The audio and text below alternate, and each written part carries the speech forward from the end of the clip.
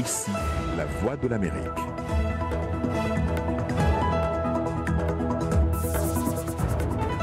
Mesdames et messieurs, bonsoir. Bienvenue dans Le Monde aujourd'hui. Voici les titres de votre journal. La justice américaine sévit contre Paul Manafort et Michael Cohen, deux anciens collaborateurs de Donald Trump. Ce dernier parle de chasse aux sorcières. Au Nigeria, que deviennent les déplacés des violences de Boko Haram? Eh bien, beaucoup tentent de se refaire une vie. Nous le verrons dans un instant. En Tunisie, démonstration de solidarité religieuse entre musulmans et juifs qui ont assisté au renouveau de la Madone de Trapani.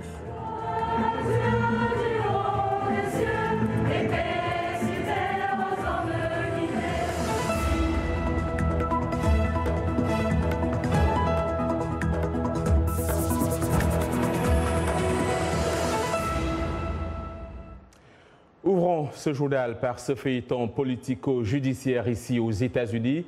Et on le disait en titre, la justice américaine sévit contre Paul Manafort et Michael Cohen qui se sont retrouvés dans deux tribunaux distincts à New York et Washington. Il s'agit là de deux anciens collaborateurs de Donald Trump qui, de son côté, parlent plutôt de chasse aux sorcières. On retrouve tout de suite Dili Diko pour plus de détails sur cette actualité. Dili Diko, bonsoir. Bonsoir, John. Alors, qu'est-ce qu'on sait des derniers développements dans cette affaire? Ce matin, l'ancien chef de campagne du président Paul Manafort a été jugé coupable de 8 des 18 chefs d'accusation qui le visaient, 5 pour fraude fiscale, 2 pour fraude bancaire et 1 pour dissimulation de comptes offshore. Quant à Michael Cohen, son avocat, pendant près de 10 ans, il a plaidé coupable de 8 chefs d'accusation, dont 2 pour violation de la loi électorale. Les analystes affirment que ces deux affaires révèlent la corruption ayant existé au sein du clan Trump, sans pour autant impliquer directement le président. Regardons. Au total, Cohen a plaidé coupable de 5 délits de fraude fiscale, 1 de fraude bancaire et 2 violations de la loi sur le financement des campagnes. M. Cohen a plaidé coupable à 2 accusations de violation de la loi de financement des campagnes, dont une pour avoir facilité une contribution illégale et l'autre pour une contribution personnelle excessive. Toutes deux dans le but d'influencer les élections de 2016. De plus, Michael Cohen a reconnu avoir acheté le silence de 2 femmes dont les déclarations auraient pu avoir un effet négatif sur la campagne électorale du candidat Trump. À Washington, Paul Manafort a été reconnu coupable de 8 des 18 accusations de fraude. L'enquête de Mueller a révélé le linge sale de l'entourage du président. Bien que cette condamnation se fonde sur les engagements de Manafort avant la période Trump, elle démontre le genre d'activité et de personnes au cœur de la campagne Trump.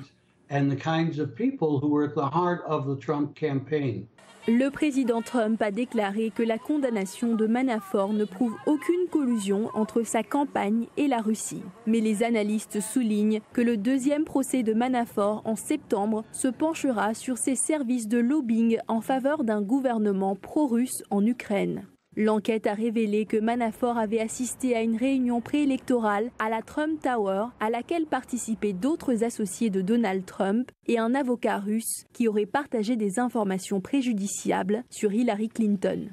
Il est vrai que le fait de rechercher des informations louches sur un autre candidat fait partie de la politique, mais il n'est pas normal d'obtenir ce type d'informations d'une puissance adverse. Des experts ont affirmé à la VOA que l'enquête menée par Mueller ne peut être considérée comme une chasse aux sorcières et que très bientôt, elle devrait prendre de la vitesse. Dico, on sait que pour l'heure, on a les regards tournés vers les élections de mi-mandat de novembre. Mais est-ce que ces derniers développements sur l'affaire Paul Manafort et Michael Cohen peuvent avoir un éventuel effet sur la réélection de Donald Trump? John, les analystes sont d'avis que les récentes révélations de corruption au niveau de ces personnalités proches du président ne vont pas avoir de conséquences directes sur le soutien des électeurs de la base électorale de Donald Trump. Mais ils estiment que la pression croissante des trouvailles de l'investigation de Robert Mueller pourrait faire changer de bord assez d'électeurs de manière à rendre sa réélection difficile. Merci à vous, Dili Diko. On poursuit donc avec l'actualité. Les sanctions contre l'Iran sont efficaces. C'est ce qu'a déclaré ce mercredi John Bolton, conseiller à la sécurité nationale du président américain. L'administration Trump, on s'en souvient, a réimposé ces sanctions ce mois-ci après s'être retiré de l'accord de 2015 sur le nucléaire iranien. De nouvelles sanctions plus sévères seront imposées en novembre. Celles-ci viseront les ventes de pétrole et le secteur bancaire iranien. Par ailleurs, John Bolton a tenu à souligner que les États-Unis ne cherchent pas un renversement du régime iranien, non, mais plutôt à obtenir de sa part un changement radical de comportement. Au Burkina Faso, un douanier a été tué dans une attaque menée hier soir à Batié, dans le sud du pays. Vers 20h30, 6 individus armés non identifiés ont attaqué le poste de douane de Batié, frontalier de la Côte d'Ivoire et du Ghana, une région pourtant peu connue pour des activités djihadistes. Selon des habitants, des tirs nourris puis sporadiques ont été entendus jusqu'à minuit, suscitant une psychose au sein de la population qui célébrait la Tabaski. Plusieurs magasins et boutiques sont restés fermés au lendemain de cette attaque, la première du genre dans la localité. Au Zimbabwe, la Cour constitutionnelle examinait ce mercredi une requête de l'opposition demandant l'invalidation des résultats de la dernière élection présidentielle. Au terme d'une longue journée de débats, les 9 juges de la plus haute instance judiciaire du pays ont donc levé l'audience en soirée et renvoyé leur décision à vendredi après-midi. Le mouvement pour le changement démocratique de Nelson Chamisa, qui a obtenu 44,3% des suffrages, accuse le parti au pouvoir et la commission électorale d'avoir truqué l'élection du 30 juillet. Il s'agissait du premier scrutin au Zimbabwe depuis la chute de Robert Mugabe, scrutin remporté par Emmerson Mnangagwa avec 50,8% des voix. La tension n'est toujours pas retombée en Ouganda, où les partisans de Robert Kyagulanyi, plus connu sous le nom de Bobi Wine, continuent de manifester leur colère contre sa détention dans une installation militaire. Ses avocats rapportent qu'il a été violemment battu et selon sa famille qui lui a rendu visite, il lui est difficile de se lever. Les tensions politiques sont vives en Ouganda depuis que la police a arrêté de nombreuses personnes, dont 5 députés de l'opposition, soupçonnés d'avoir participé à la lapidation d'un convoi présidentiel. C'était le 13 août dernier. Après certains pays hier, l'Aïd a été célébrée ce mercredi au Maroc et au Sénégal. La fête du sacrifice célèbre un épisode relaté dans le Coran où Dieu demande à Ibrahim de sacrifier son fils Ismaël pour éprouver sa foi. Au Sénégal, le gouvernement a arrêté une série de mesures pour faciliter l'approvisionnement du marché en moutons. Les besoins du marché national en moutons pour la fête de Tabaski sont estimés, selon certains médias locaux, à 750 000 têtes, dont 250 000 seulement pour la région de Dakar. Rare démonstration de solidarité religieuse, des dizaines de musulmans et de juifs se sont rassemblés dans une zone portuaire de la capitale tunisienne pour assister au renouveau de la Madone de Trapani, une tradition catholique introduite à Tunis il y a un siècle. Les précisions avec Irénée Herman Umbo. Dans la petite ville de la Goulette, juifs et musulmans se réunissent dans cette tradition chrétienne centenaire. Des centaines de personnes se rassemblent dans toute la ville pour assister à la procession de l'Assomption, la montée au ciel de la Vierge Marie, un dogme de l'Église depuis 1950. Ici, les prières sont dirigées par un ministère catholique multiculturel comprenant des Italiens, des Africains et des Asiatiques.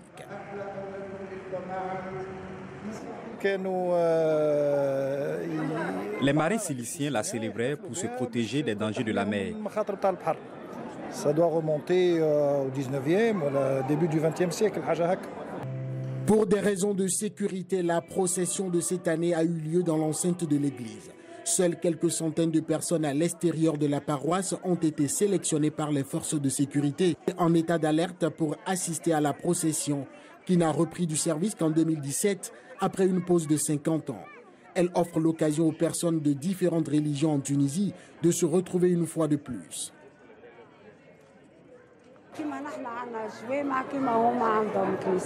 Tout comme nous avons nos mosquées, ils ont leurs églises. Tout le monde a sa propre religion. Tous vivent ensemble, italiens comme juifs. La statue de la Madone de Trapani a été présentée aux Tunisiens de différentes confessions religieuses à l'occasion de la fête de Notre-Dame de l'Assomption le 15 août. La Goulette, qui abrite le principal port commercial de la Tunisie, était une ville où coexistaient Italiens, Maltais, Juifs, chrétiens et musulmans pendant des décennies. Le pape François est attendu en Irlande ce week-end. Officiellement, c'est pour la clôture de la 9e rencontre mondiale des familles. Un événement tenu tous les 3 ans et qui rassemble des familles du monde entier pour célébrer, prier et réfléchir à l'importance du mariage et de la famille dans la société. Seulement, ce voyage intervient dans un contexte particulier marqué par des révélations de scandales d'abus sexuels aux États-Unis et en Irlande, un autre pays où les abus de pouvoir de l'Église ont laissé des profondes blessures. Le pape devrait rencontrer les familles et les victimes d'abus sexuels. Au Nigeria, les déplacés des violences de Boko Haram continuent à fuir vers des camps dans le nord-est du pays. Pas sûrs de pouvoir revenir chez eux, les djihadistes continuant leurs attaques, ces déplacés entreprennent finalement de nouvelles activités dans les camps d'accueil. Yacouba Ouedraogo nous amène dans le camp de Poulka, c'est dans l'état de Borno.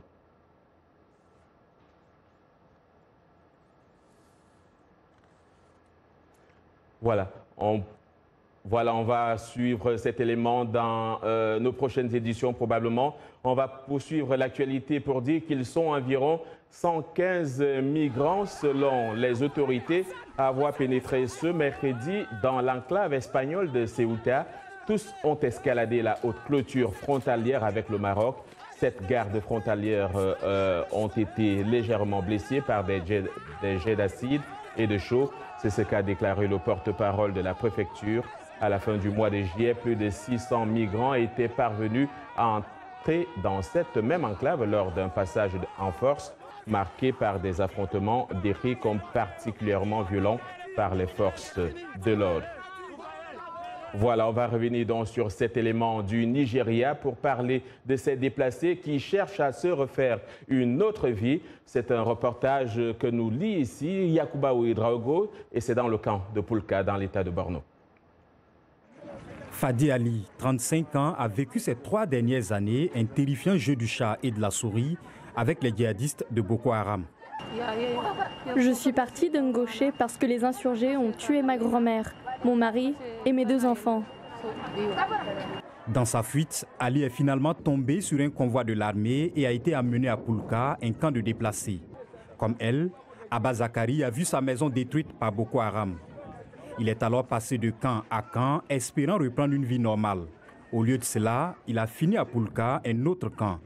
Il en est devenu le chef de la communauté des déplacés. Il y a un grand afflux de personnes à Poulka. À chaque fois qu'elles viennent, nous essayons de leur donner un abri, des matelas, de la nourriture. Adja Falta Jallo, elle aussi déplacée, s'est résolue tant bien que mal à ne pas rester les bras croisés. Elle a fait de la couture un passe-temps et une source de revenus. Après le conflit, nous étions assises à ne rien faire.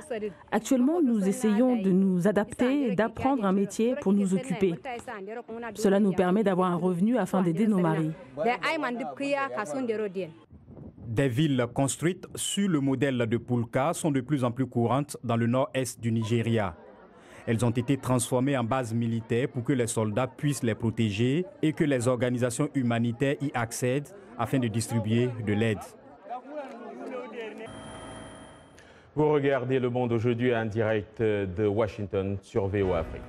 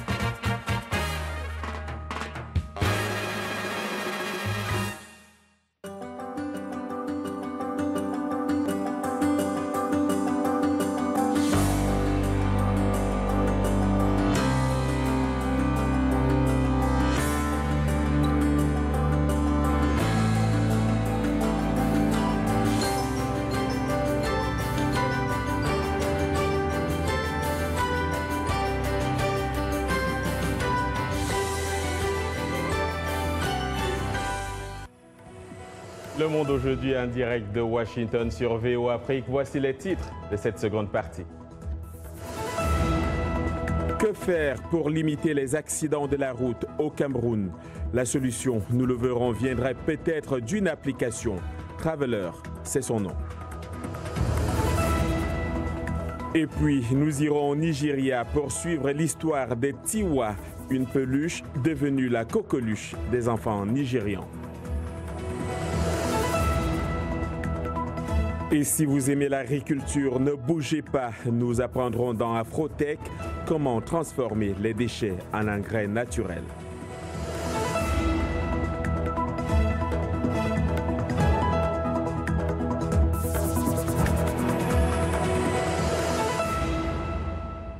Et le décor est planté sur ce plateau pour Afrotech avec Arzouma Compaoré. Arzouma, bonsoir. Bonsoir John et bonsoir à tous les technophiles qui nous rejoignent comme chaque semaine. Alors tout de suite, allons en Afrique du Sud où le milliardaire chinois Jack Ma, le président et fondateur du site de e-commerce Alibaba, a officiellement lancé un fonds pour soutenir les startups africaines. Il a en effet annoncé que le prix Netpreneur accordera 10 millions de dollars à 100 entrepreneurs africains au cours des 10 prochaines années. Même s'il est ouvert à tous les secteurs, le programme privilégiera toutefois les entrepreneurs du numérique. Alors, les dépôts de candidature pour la première édition auront lieu en janvier, de janvier à avril 2019, et la finale au second semestre de 2019. Voilà. Alors, chaque semaine, Arzouma, un focus de la semaine. Oui, John, et aujourd'hui, nous faisons un focus sur Aimé Kaboré. C'est un ingénieur agroéconomiste burkinabé qui a débuté sa carrière en 2010 au sein de l'Institut de recherche du Burkina, INERA, avant de rejoindre plus tard le ministère de l'Agriculture. Après avoir fondé le jardin Green Hope en 2015, il crée avec des amis Revitalis, une start-up qui utilise des procédés de fabrication innovants pour transformer les déchets organiques en engrais naturels de qualité.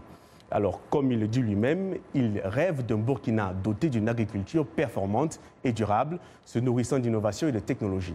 Lui avons posé quelques questions pour en savoir plus et on regarde. Mais c'est de la matière végétale qu'on jette, qui nous pollue la vie, qui crée autant de maladies. Il suffit de voir les caniveaux, comment c'est rempli, de voir en fait nos barrages, comment c'est complètement pollué. Donc, on a dit, est-ce que par hasard, on pouvait utiliser cette matière qu'on rejette là pour en faire de l'engrais? Alors, on est rentré en labo avec quelques amis, notamment un biochimiste et puis un ingénieur en contrôle de qualité. Et on a commencé en fait à faire des manœuvres, à produire en fait des formules et tout ça. Et au bout d'une année, on a trouvé en fait que non seulement c'était possible, mais en plus, on pouvait le concentrer comme on veut. Par exemple, quelqu'un qui veut produire du maïs, on peut produire de l'engrais organique spécialement pour répondre aux besoins du maïs. Quelqu'un qui veut du haricot, on peut produire spécialement pour le haricot. Et surtout, des déchets organiques, c'est à l'infini, j'allais le dire, 250 000 tonnes par an. Même si je le voulais, moi seul, je ne pourrais pas en transformer tout ça. Et ça fait de la matière qui crée en fait de l'emploi pour les femmes. Nous nettoyons nos villes et en plus, ça permet de booster l'agriculture. Donc, du tout bénéfice en fait. Voilà, revitaliser donc les déchets organiques, une belle initiative de cette start-up qui a déjà reçu plusieurs récompenses nationales et internationales, dont le Tony Elumelu et le Energy Globe Awards en Autriche en 2017. Alors, Arzouma Compaoré, chaque semaine, vous avez pour nous des folies d'invention et parfois, c'est des folies de quelque chose. De quoi s'agit-il aujourd'hui? Aujourd'hui, nous parlons de folies de gadgets. Et cette semaine, on va s'intéresser à la vidéo mobile et à ces outils utilisés à la fois par les professionnels du Mojo, donc le Mobile Journalism, et les spécialistes du MoCom, entendez par là Mobile Communication. Je vous ai apporté un de mes gadgets préférés, ça s'appelle le Surface One. C'est fabriqué par Edelkrone. Et c'est un système de contrôle motorisé sur 2 axes, contrôlable à partir justement de votre téléphone. Donc vous avez une application qui vous permet justement de contrôler, voilà, comme vous voyez. Donc vous pouvez en fait décider de la vitesse. Et vous pouvez aussi, si vous préférez être un peu plus créatif, faire des mouvements un peu plus originaux. Voilà. comme par exemple la rotation. Et donc, il faut noter, John, que c'est un gadget qui coûte quand même la baguette somme de $800 et ce n'est pas donné à tout le monde. Donc, c'est tout pour Afrotech de cette semaine. Je ne vais pas être plus long, mais je vais quand même rappeler à tous ceux qui nous suivent chaque semaine et qui veulent nous faire part de leur invention, de leur infotech, de nous écrire, comme chaque semaine, sur voaafriquetv@gmail.com. Sacré Herzouma et ses gadgets. Merci, on vous retrouve la semaine prochaine. Avec joie. Selon les statistiques, les accidents de la route font plus de victimes que le paludisme. Cela peut être attribué à un certain nombre de facteurs, notamment l'abus de l'alcool, le non-respect des règles de la circulation et bien d'autres. Quelles sont les mesures prises au Cameroun pour contrer le fléau des accidents de la route? 2 Camerounais ont trouvé une solution qui pourrait peut-être réduire le nombre d'accidents. Il s'agit d'une application dénommée Traveler qui est désormais reconnue comme une innovation dans la sécurité routière. Prenons la route justement avec Gabi Dorsil. Lorsqu'Achiri Arnold Nji et Kenfak Terence Kevin ont terminé leurs études et commencé leur carrière en tant qu'entrepreneurs sociaux, ils ne savaient pas qu'ils allaient gagner le prix de l'entrepreneuriat africain en 2016, puis le prix Orange de l'entrepreneur social en 2017. Leur passion était de créer une solution mobile qui résoudrait un problème auquel le continent fait face. L'Afrique a le taux de mortalité per capita le plus élevé au monde. Le continent n'a que 2% de véhicules, mais enregistre 16% des accidents de la route. C'est ce problème qui a inspiré Arnold et Kevin à créer cette application mobile. Cette application est très simple. Tout ce que vous avez à faire, c'est de la télécharger sur Google Play Store. Nous savons où vous êtes et s'il y a un problème avec votre voiture, l'application le détectera automatiquement. Ce n'est pas le conducteur qui nous signale l'accident, mais l'application qui le fait via l'utilisation d'une technologie qui nous permet également d'éliminer les accidents avant qu'ils ne surviennent. Le secteur des transports en Afrique est essentiel pour réduire la pauvreté et stimuler la prospérité. Les transports facilitent l'accès à l'emploi, à l'éducation et aux soins de santé. Ils relient les biens et les services au marché et constituent un moteur essentiel de la croissance dans les pays africains où 90% des personnes et des biens se déplacent par voie terrestre. Grâce aux innovations technologiques, les pays africains peuvent améliorer leur sécurité routière en se basant sur l'expérience et les leçons tirées des pays plus avancés. Au début, c'était juste un logiciel de prévention d'accidents. Mais maintenant, ils font plus que ça. Ils nous donnent les premiers secours en cas d'accident. Les familles sont notifiées. Vous pouvez voir la vitesse d'un conducteur sur votre téléphone cellulaire. La situation en Afrique est grave. Les accidents de la route y sont trop fréquents. Il n'est pas étonnant donc que Traveler ait reçu un accueil positif non seulement au Cameroun, mais dans la communauté internationale. Un reportage est réalisé au Cameroun par Gap Production. Et du Cameroun, on en parle aussi dans le sport. Et c'est avec Yacouba Ouedraogo. Yacouba, bonsoir. Bonsoir John et bonsoir à vous, amis sportifs. On parlera du Cameroun plus tard, mais pour le moment, sachez que le Ghana fera face au Kenya le 8 septembre sans les frères Ayou pour la deuxième journée des éliminatoires de la CAN 2019. Le sélectionneur Kwesi Appiah a fait appel à 21 Black Stars. Les frères André et Jordan Ayou n'ont pas été retenus. L'ancien capitaine Asamoah Gyan ne fait pas non plus partie de la liste. On note en revanche le grand retour du polyvalent milieu de terrain Kwadjo Asamoah, fraîchement recruté par l'Inter Milan. Daniel Amarte, Harrison Afoul, John Boy, Christian Atsu et Abdul Majid Waris reviennent eux aussi pour donner de l'expérience à un groupe où figure la nouvelle tête d'affiche Thomas Partey. Et puis, Clinton Ndjie du Cameroun, bien sûr cette fois-ci, reste finalement à l'Olympique de Marseille. Il n'y a pas eu d'accord pour un prêt avec le Sporting Portugal. L'annonce a été faite par l'OM qui a indiqué que les deux clubs ne sont pas parvenus à un accord sur les conditions de ce prêt. L'international camerounais était arrivé hier à Lisbonne pour être prêté au Sporting. Le joueur de 25 ans aurait été recalé à la visite médicale selon les médias portugais. Ndjie a débarqué à Marseille, on se rappelle il y a 2 ans de cela, en provenance de Tottenham sous forme de prêt. La saison dernière, il a marqué 7 buts en 22 matchs de championnat. Transfert toujours, c'est fini entre Brice Djadjedje et Watford. Recruté par les Hornets il y a 2 ans, l'international ivoirien a vécu un cauchemar avec le club anglais. Seulement 2 matchs disputés jusqu'à son prêt à Lens en janvier dernier. Aujourd'hui, Watford a officialisé la réalisation du bail du latéral droit de 27 ans par consentement mutuel. L'ancien joueur de l'OM a donc décidé de s'engager avec Akaragoussi en D1 turc. Voilà pour les sports aujourd'hui. On se retrouve demain. Merci Yacouba Ouedraogo. Direction à présent le Nigeria pour vous raconter l'histoire de Tiwa, une peluche pas comme les autres qui est devenue très vite la coqueluche des enfants nigérians. Le singe sage ressuscite les contes populaires, comme nous l'explique Salwa Jafari. There lived a man who had 2 wives and 2 daughters. Slept. Damilola, 8 ans, et son petit frère écoutent avec intérêt leur histoire préférée, racontée par leur nouveau compagnon, Tiwa, le singe sage. Mon histoire préférée est celle du pêcheur et de sa femme Cupide. Un poisson leur a offert 3 souhaits, mais sa femme en voulait plus. J'ai appris que l'on doit apprécier ce que l'on a. Et des contes moraux comme celui-ci, Tiwa peut en raconter une trentaine. Tiwa se prête également au chant. Le petit singe a des fans, même parmi les adultes.